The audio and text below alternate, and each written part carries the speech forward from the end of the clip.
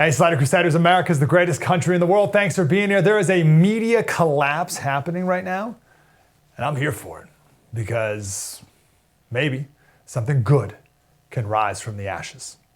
I'm very excited about today's episode. We're going to talk about the media landscape at the moment and then what's coming next. BuzzFeed News is gone. They won Pulitzer Prizes. Vice News is gone. They had a valuation of over $5 billion just a couple of years ago. Tucker was fired. What is Fox News anymore?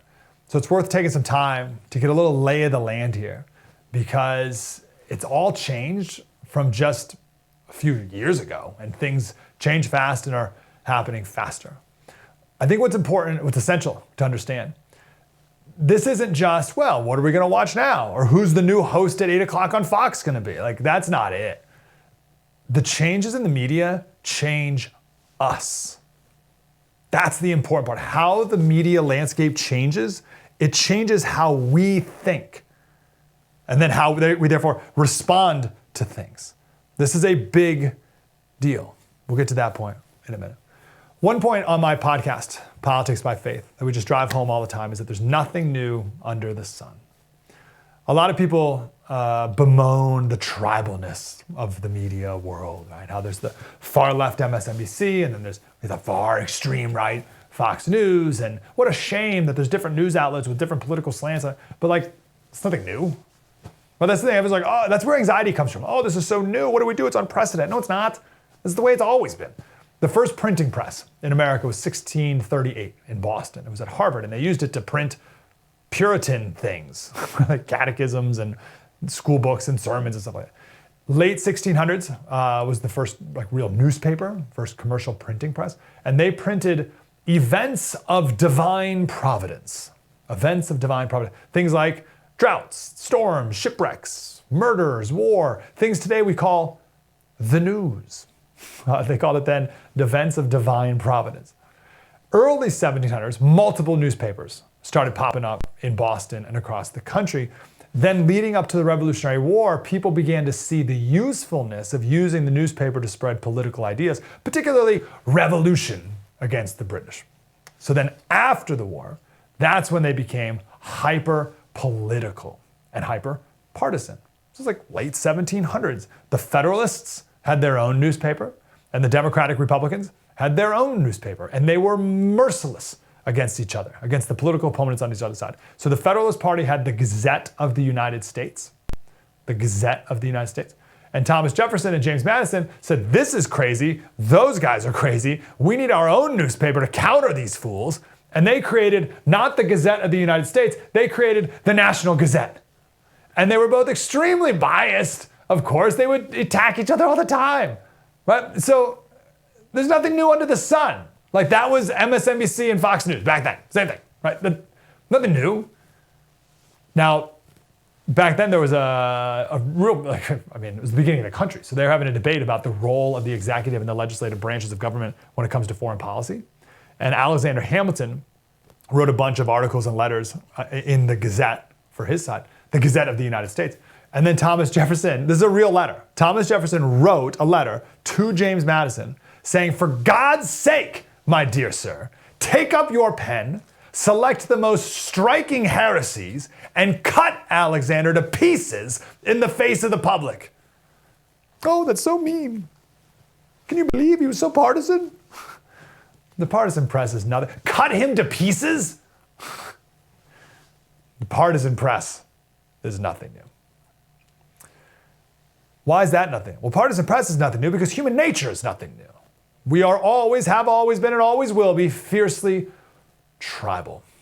And my tribe watches this news, and that tribe watches that news and reads that newspaper. It's always been that way. Now, one interesting thing that's happening now, and this is part of the breaking up, the splintering, the disintegration, whatever you want to call it. Let's just focus on Fox. I don't even trust my tribe's news outlets anymore. Right? When we talk about trust in the media, I don't even it's oh, well, you have yours and you have, okay, here's ours, Fox News. I don't even trust them.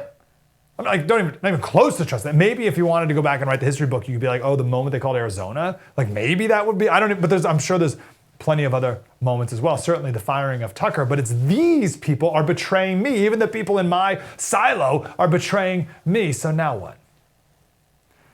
I just mentioned Tucker. I mean, this reassessment is, of course, highlighted or inspired by Tucker getting fired. A couple things interesting about Tucker. First, no one is immune from corporateness, just from corporate. If you work for a corporation, you will always be a number. And they will can you the moment they want to. And that's it. And they'll just like crush you from that point forward. Like Fox is leaking stuff to the press to make Tucker look bad.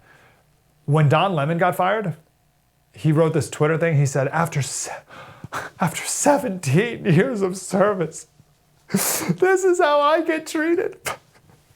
It's like, yeah, man, get over yourself. You've always been a number.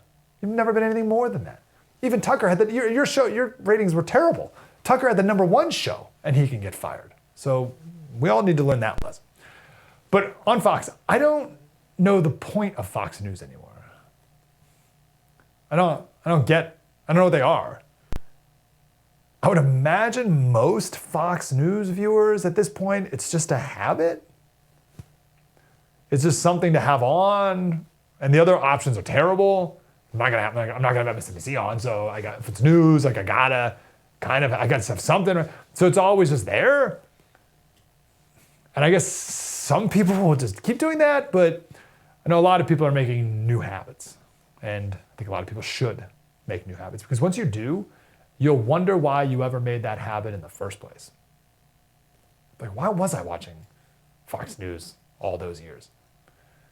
Is America's newsroom really adding value to my life? Did the 5 really make me a better person? Maybe, if it did, that's great, all right? It doesn't though. So let's do better. Let's make new habits, and I'm almost guarantee you'll look back and think, geez, that was a waste of time.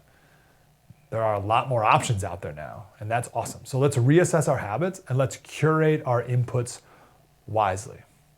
Now, here's my final point before we get to Steve Krakauer, who's an amazing guest.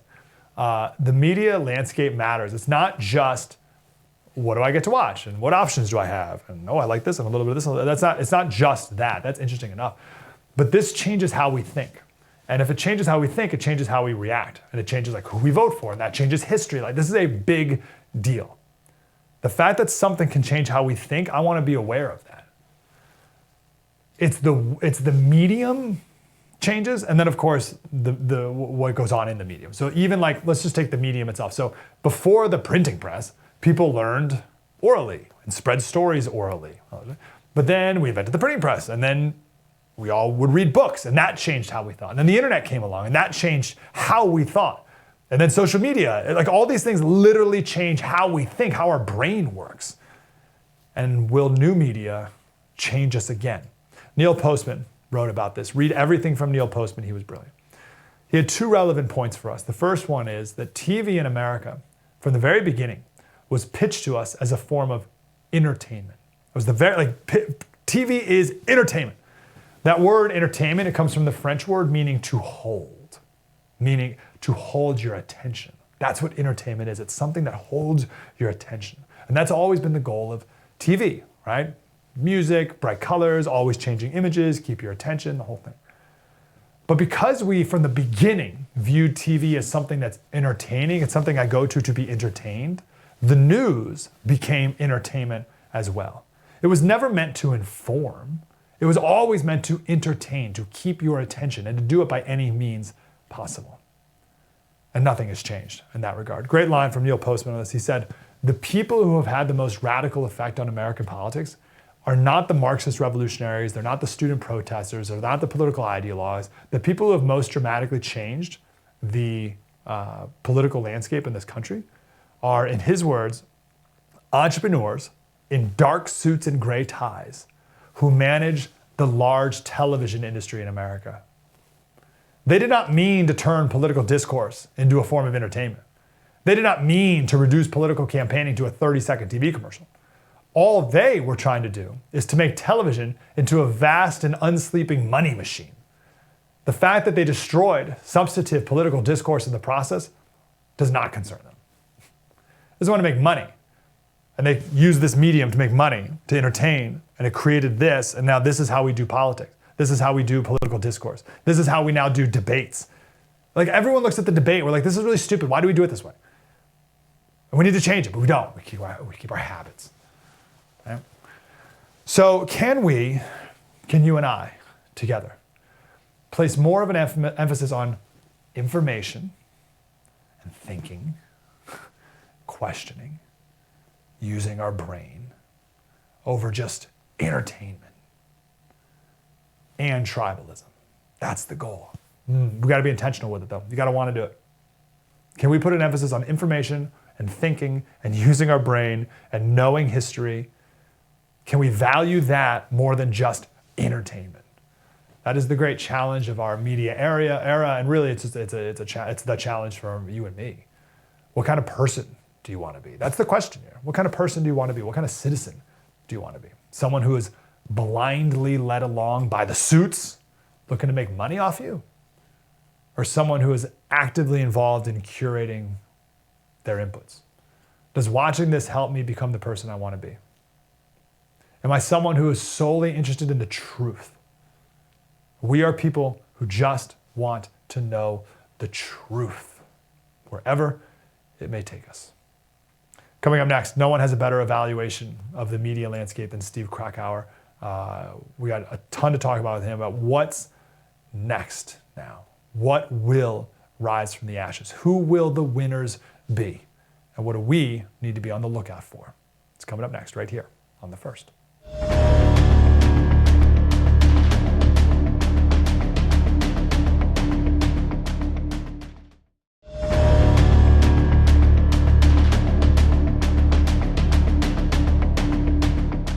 Our current orthodoxies won't last. They're brain dead. Nobody actually believes them. Hardly anyone's life is improved by them. This moment is too inherently ridiculous to continue, and so it won't. The people in charge know this. That's why they're hysterical and aggressive. They're afraid. They've given up persuasion. They're resorting to force. But it won't work. When honest people say what's true, calmly and without embarrassment, they become powerful.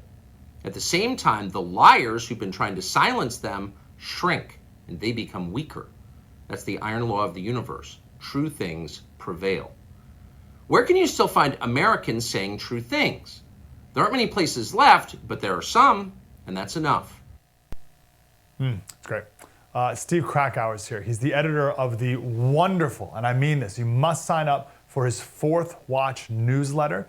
You can go to fourthwatch.media to sign up for it. And his book has uncovered how the media got cozy with power, abandoned its principles, and lost the people. Please go read that book. No one has a better lay of the land of the media than Steve Krakauer. Steve, how you doing, brother?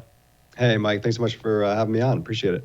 Yeah, man. So we talked in the last segment about how we got here. So I want to talk to you about where we are and where you think we're going now when it comes to media in our country. It's a big question, but what do you see? Yeah. I think that the firing of Tucker Carlson and Don Lemon, the closing, completely shuttering of BuzzFeed News, the bankruptcy of Vice News, and I've got some sources that say this is just the beginning of where we're going with this period in time. I think this is a massively pivotal moment in the media landscape right now. We've seen kind of the post-Trump, post-COVID era of the media has kind of come and gone, and now we're awaiting what comes next ahead of 2024. And I think that there is massive shifts in where we're going to go, because these media outlets that sure, they had great business models and they're still making large amounts of money. They see the writing on the wall. They see the audience declining and going elsewhere. There's so much choice. There's so much independent media out there right now for people. And so they're really starting to feel this crunch. And I think that what we're seeing right now is they're prepping for what's to come right in this moment. These next couple months are going to be massively pivotal. And this is just the beginning. So I do think that we're going to see massive shifts. There's more still to come. And I think that the real winners and losers are going to shake out in the next 6 months or so. Oh, great question. I want to ask you about the winners in a second. But before that, so big tech has laid off a lot of people, and they would say, oh, well, we just grew a lot, and now we're just cutting down to maybe a more sensible level. Do you think that's what the media is doing, or is it more tectonic and fundamental of a change than just, we're laying off 10% of our workforce? Yeah, I think it's a bit of both. There's certainly the idea that, look, Donald Trump was good for business. He'll be back, and he'll be good for business again. But I don't think at the same level that they once were, and I think that they realize that it's not sustainable necessarily. But I also do think that there's something fundamental and potentially existential that's going on with a lot of these media outlets also. Just take BuzzFeed News as an example. What is BuzzFeed News? What was BuzzFeed News? Because now it's gone. Who the hell knows? I mean, the problem there is that they never really were anything. And in fact, if they were anything, they wanted to be like the CBS Newses and ABC and NBC, and they wanted to emulate a business model that is dying in and of itself. And so in the absence of being something specific, they tried to be everything to everyone and failed miserably at it. So I do think that that's part of what we're seeing. It's part of the shift, the audience that's simply going elsewhere. They're no longer sitting down and turning on their TV in the same way that they once did. At least fewer and fewer people are. And so in the absence of that, how do you adjust to this new normal? A lot of these outlets never really gave that much thought. Yeah. So who are the winners moving forward? What does it take to win now? I think that you need to be smaller, nimble, and really aware of what you are. I've been very curious to see Chris Cuomo's podcast. I think it's a really great example.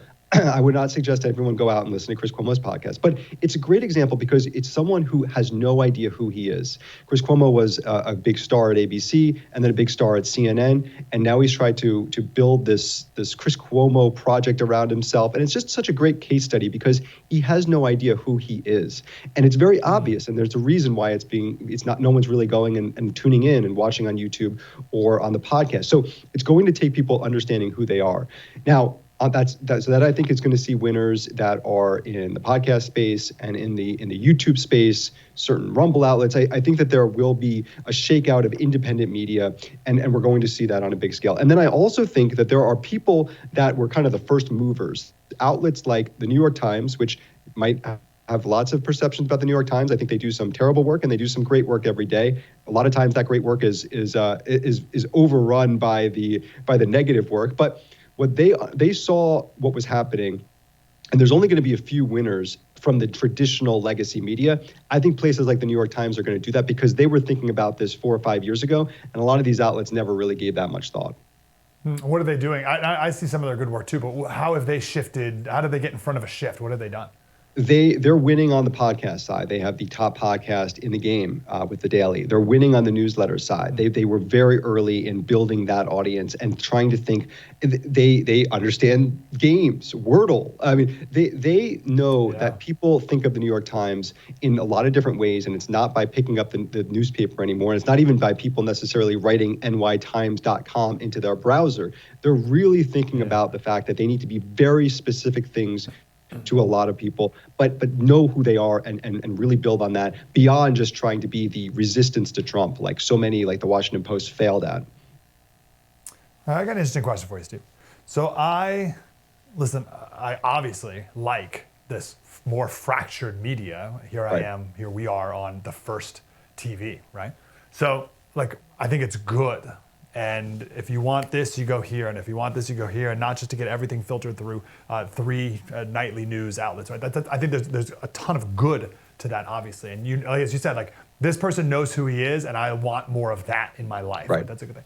What is a downside, though? And I'm thinking about this in terms of we don't have anything in our pop culture, I believe, that unites us as a country. And the only thing I can think of is the Super Bowl. It's like the only thing that we all watch together at the same time anymore. And there's something really important about that pop culture unity that I don't know if exists. There's something, it may seem silly, but no, Seinfeld's on Thursdays at 8 o'clock. And we all watch it Thursday at 8 o'clock. And we just don't do that anymore. And I'm trying to figure out what we lose with a fractured media. As good as it is, and as much as we all benefit, what are some things we lose too? I agree with you. I think that there is that for it to be functioning properly, for our media, for our journalism landscape to be functioning properly, we need both. We need strong independent media that is completely disassociated from the corporate power structures that are so cozy with Washington, D.C. and New York City elite.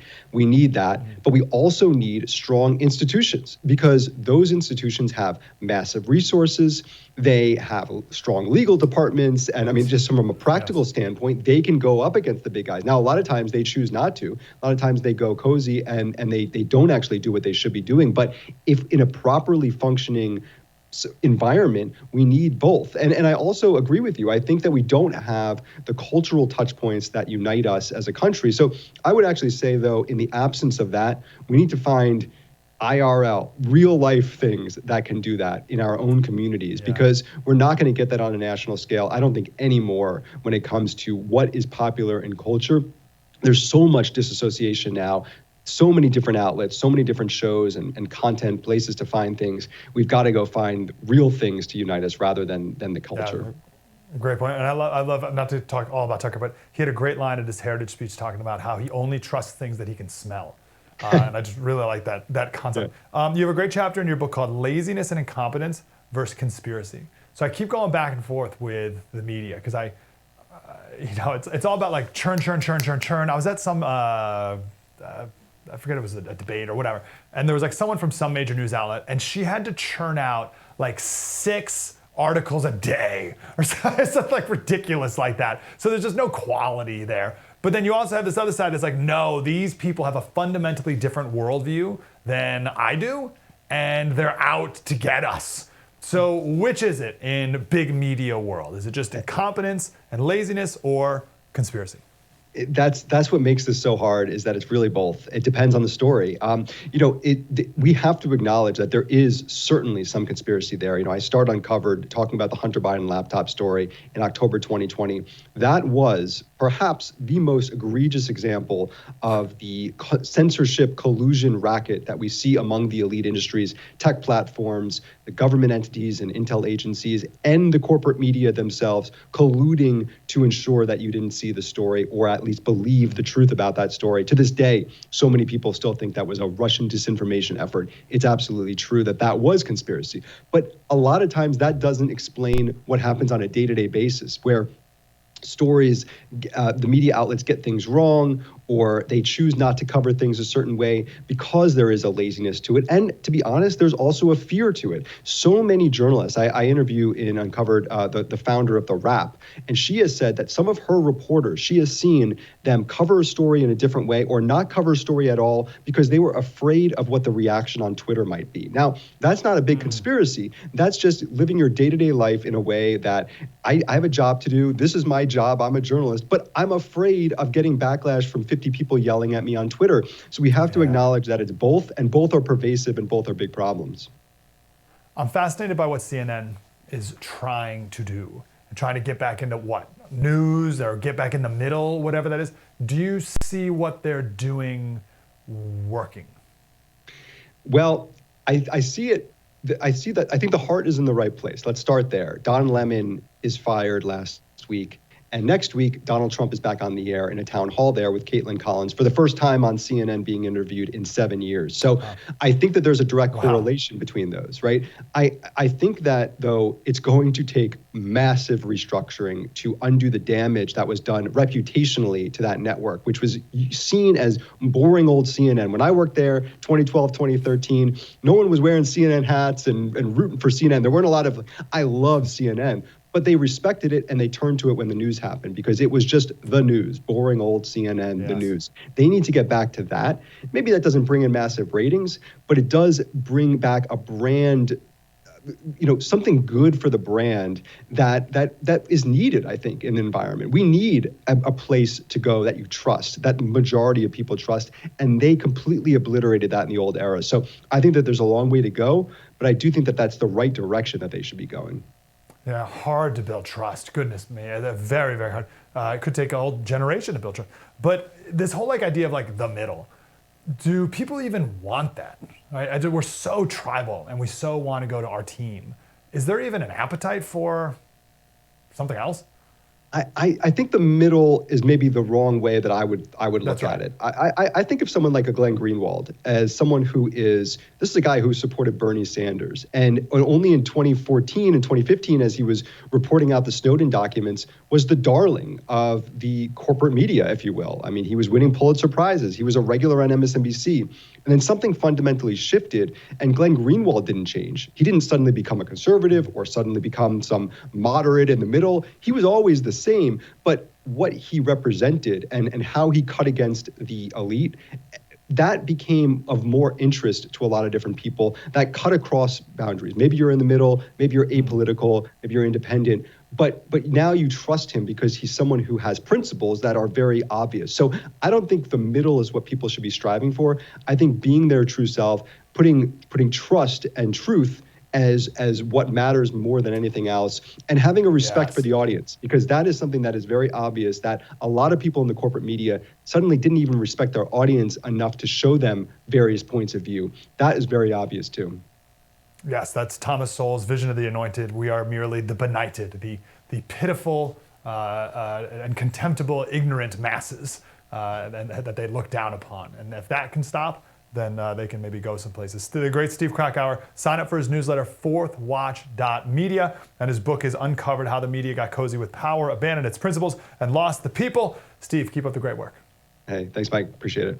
Nice, brother. Coming up next, we'll talk about, should Christians watch the news? Should Christians be engaged in this game that is the news? And we'll talk about news fundertainment. It's a made-up word. We'll explain it next. Mike Slater, spread the word.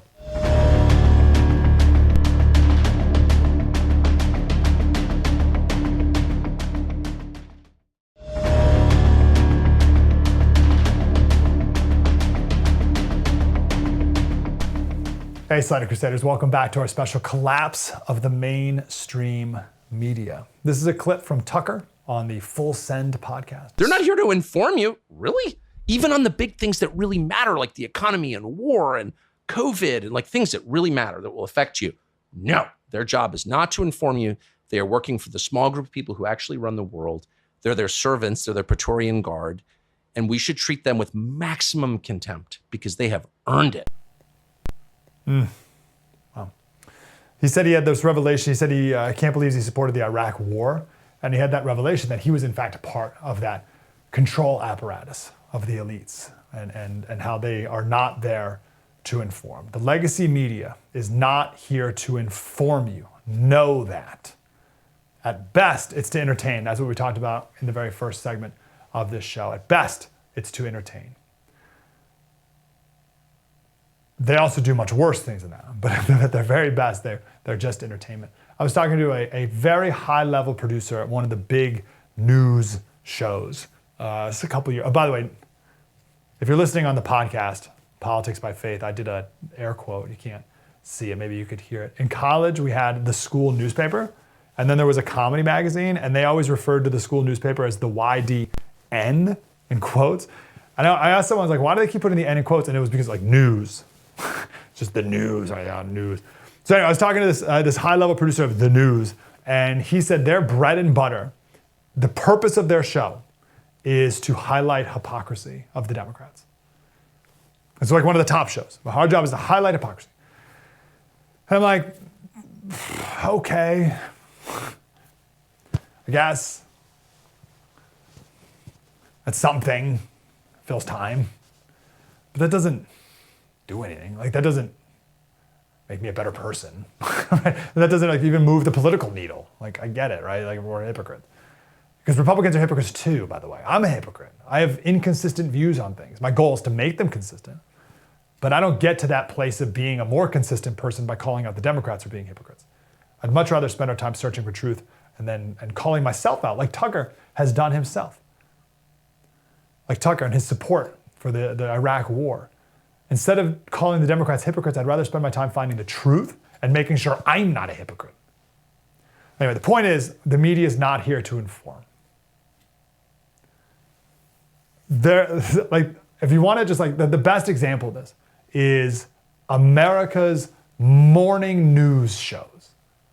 I saw some ad the other day, I forget where I saw it, and it was this big ad, and it said, Morning News Live. and it was on NBC, Morning News Live on NBC, and it was an ad for the Today Show, and it was Al Roker, the weather guy. And you're like, huh? This is like our news show? When was the last, have you ever seen the Today Show recently? I grew up watching the Today Show. It was on the background every morning in my house growing up before school. The Today Show it's of lower status than People Magazine. Like, People Magazine is The Economist compared to the Today Show. There's a line from the sitcom 30 Rock where Kenneth says, he says, the Today Show was originally designed to entertain prison inmates whose IQs were too low for them to be executed. And then Jack calls it news funtertainment. And that's almost all the news in legacy media today. It's just news funtertainment. So I encourage you to stop watching it just for your own good. Life is too short to waste your time. So what should you watch? You should watch this show and this show only. No, you decide. You decide what inputs in your life are good for your soul. What can you consume? Because you have more options now than ever before. What can you consume that is helping me be a better person? This is me personally, I want to be more informed. So I want to know what the facts are. I want to increase my perspective. So I want to know how other people view an issue, because that, if nothing else, it gives me more empathy for them, but then it also helps me understand my perspective more. So like, I think this, but what's the alternative? Okay, here's what these people think. And then here's what these people think. Okay, well that's wrong. So I can like triangulate. Oh, okay, now I get it. Now I see what like the alternative. I want to know how we got here. I want to know what the stakes are in this issue, like, and where we can end up if we keep going in this direction, because like this isn't good. So if we keep going in this direction, we'll end up over here. I don't like over here. I'd rather be over here. So we need to change our direction. So like those are just the things I'm curious about. So is what I'm consuming doing those things for me?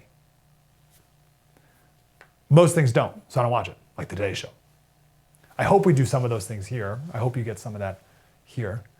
I think the big thing though, people are yearning for things that are eternal. I think that's what people want.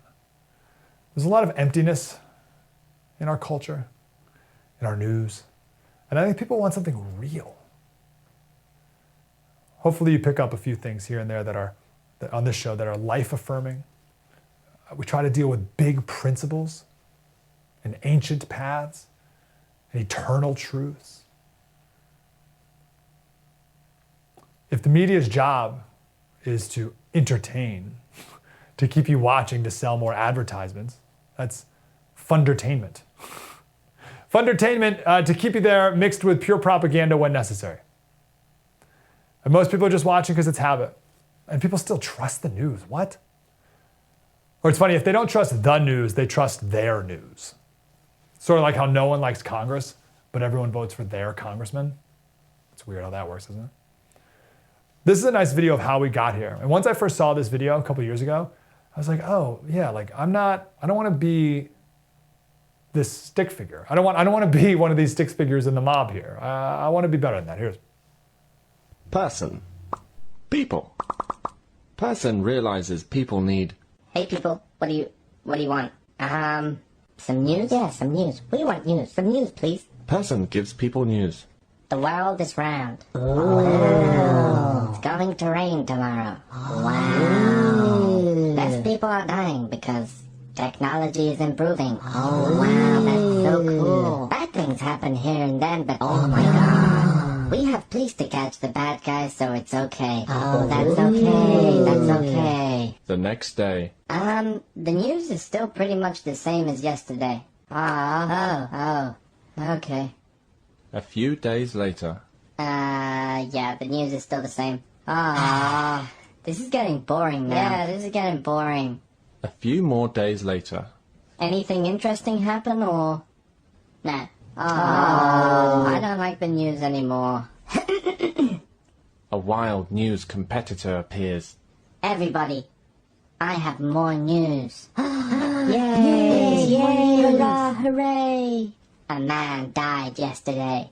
Oh no! That's so sad. Hey, you're stealing my audience by only telling them worst-case scenario stories which take advantage of a human cognitive bias. That means we naturally pay more attention to negative events. Screw you, pal. The competition for attention begins. Hey, some random celebrities that you don't care about are getting divorced. Oh no, not the celebrities. Hey, everyone, the sun gives you cancer. Why is this so entertaining? Bacon gives you cancer. Terrorists, they're coming to get you. There's a virus spreading around the world. Nobody can do anything to stop it, and you're all going to die. I don't want to be that. I don't want to be one of those screaming stick figures here. So where are we going? Let's wrap up here. Where are we going? 1984, George Orwell says that we are going to a place where the media is full-on government propaganda to control you and manipulate you for the government's globalist agenda. I don't think that's where we're going, although there's elements of that. I believe, I agree more with Aldous Huxley's Brave New World that says the end goal is to make you so stupid that you don't even care where we're going because all you care about are cat videos and TikToks. This is the vision of the movie Idiocracy. So if you haven't seen it before, this guy, he comes alive, I think it's 500 years in the future, and he's now the smartest person in the world because everyone has become so incredibly stupid. And the #1 show on TV is Ow, My Balls. It all new Ow, My Balls. The balls.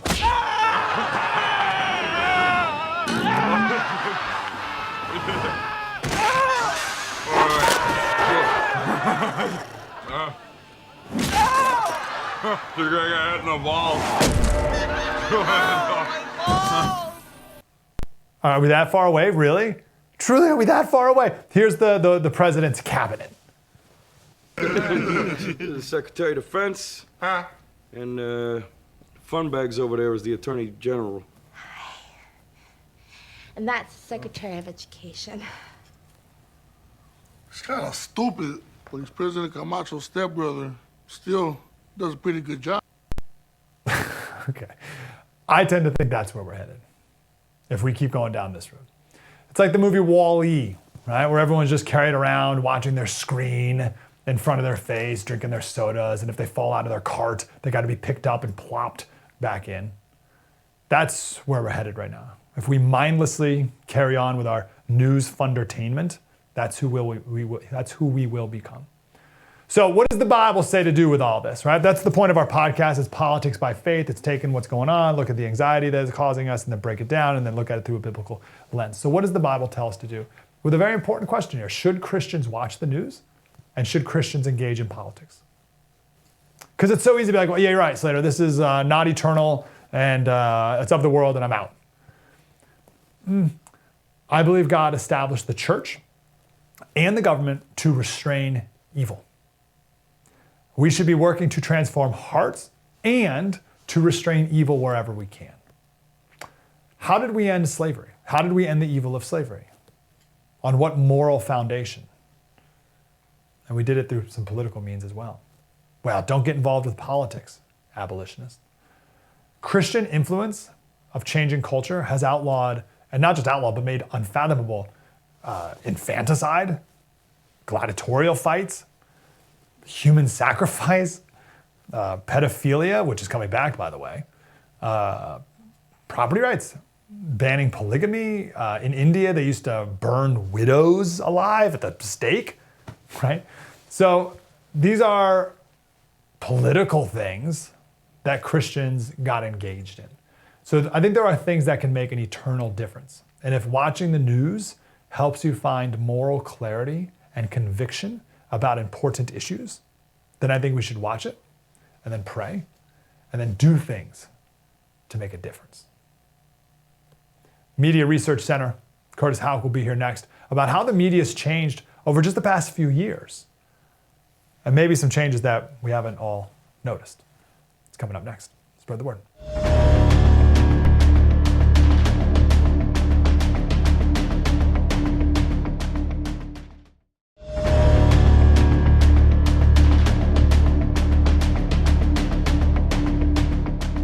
In a lot of ways, this dinner sums up my first 2 years in office. I'll talk for 10 minutes, take 0 questions, and cheerfully walk away. That's funny because it's true, Joe.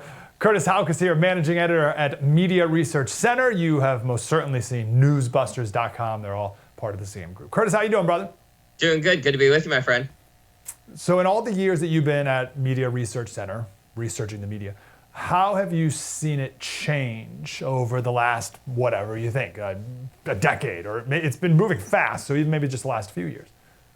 Yeah, I was going to say I've been at the Media Research Center in various capacities for about a decade. So just in the decade, and I was one of those nerds who was reading about the media, reading Bernie Goldberg and all those people back in like middle school. So I could just say that, the media has become so singularly focused. They don't cover as many stories as they used to. We saw this during the Trump era. They would focus on the Mueller investigation. CNN, for example. In an hour-long newscast, they'd spend 45 minutes talking about the Trump story of the day. And then the other 15 minutes, oh, by the way, here's like 4 other things that are probably a lot more relevant to you, but we're going to run through them in a couple of seconds. And people realize outside of the resistance base, the media doesn't really represent me. Number one, they don't cover the stories that really matter to them. A tornado could have blown through a major town or something like that. Or, there's a water crisis. Really, you could name anything, and it really doesn't get covered. And then when it does get covered, there are things that are missing. You see that with the border crisis. Things that they often portray it over the last couple of years of things that just happened to the president.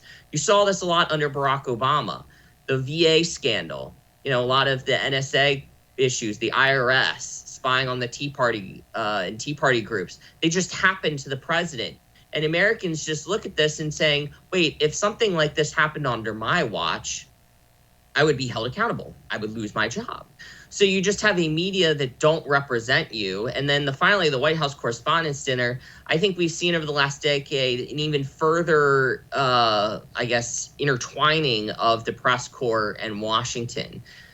They want to be seen together at the same parties. The rise of social media has allowed there to be, greater sunlight for those of us to kind of see, and people outside of politics to see how people from the press and people they're supposed to be covering are intertwined. They hang out together. They're married. Their kids go to the same schools. There's a geographic bias that, Steve Krakauer has talked about as well.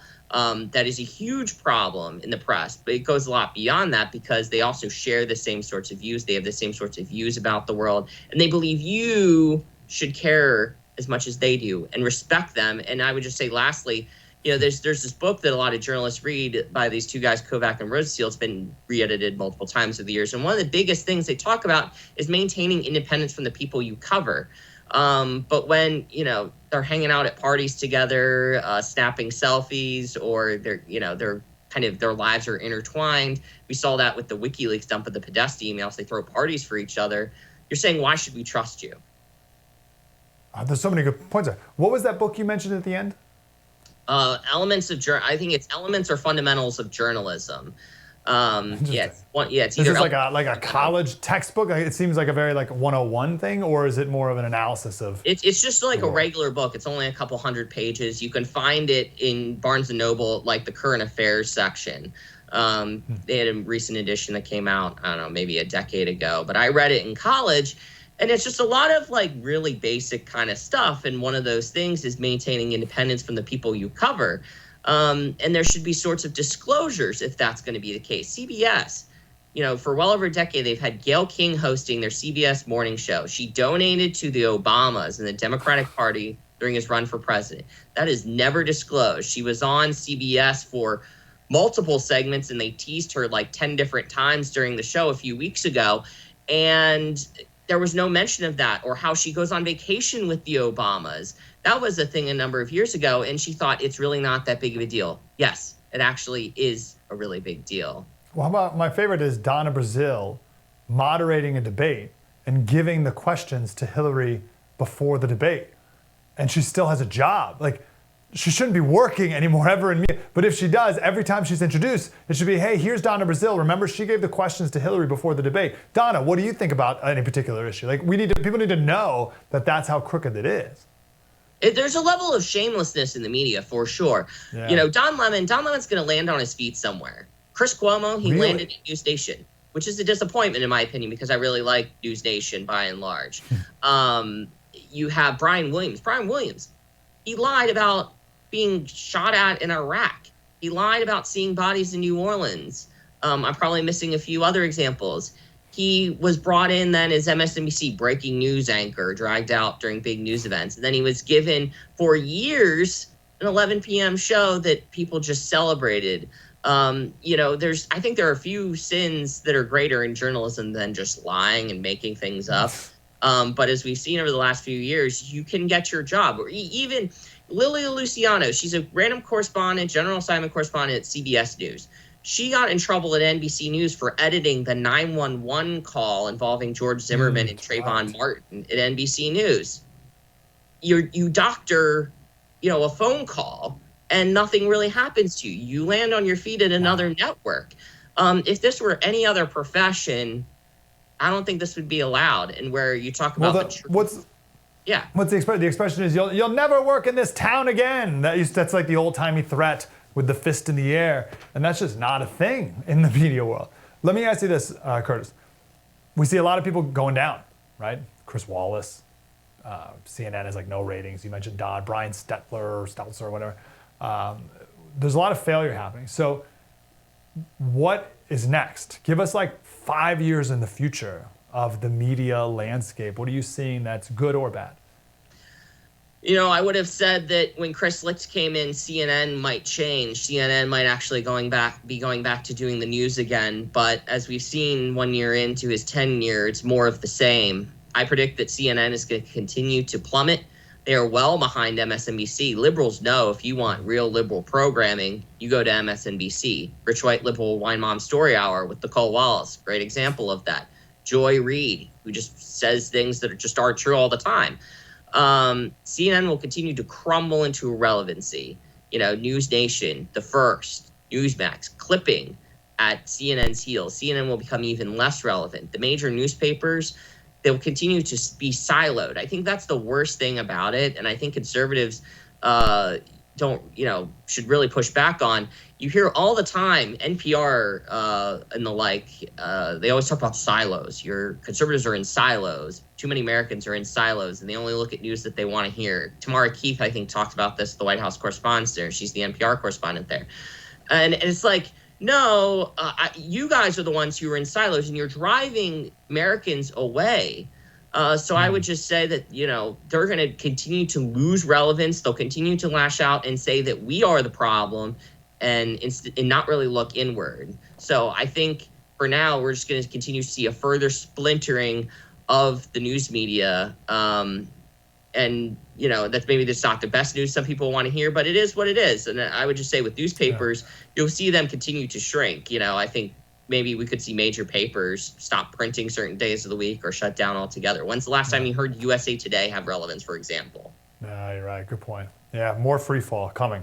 But then hopefully some more good can rise out of that. Curtis Houck, Managing Editor, Media Research Center, of course, newsbusters.com. Thanks, Curtis. Appreciate you. Thanks, Mike. I think let's talk about the siloing for a second. It's interesting. It's about who you can trust. I think we need to look for people who are curious. I think we need to look for people who are willing to talk to and think about the other side and other positions.